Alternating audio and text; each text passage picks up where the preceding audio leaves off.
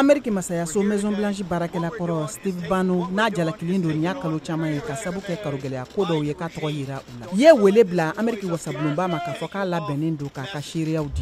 Ameriki jamana ka ciladen Anthony Blinken ko kunun kari ko Washington bɛ jateminɛniw la ka kɛɲɛ ni Sri Lanka gɛlɛyaw ye min kɛra sababu ye k'u ka jamanatigi ni jamanatigi ka dankan kɛ ka fanga bila. Min dɔ bɛ tali kɛ sɔrɔ gɛlɛyaw kan.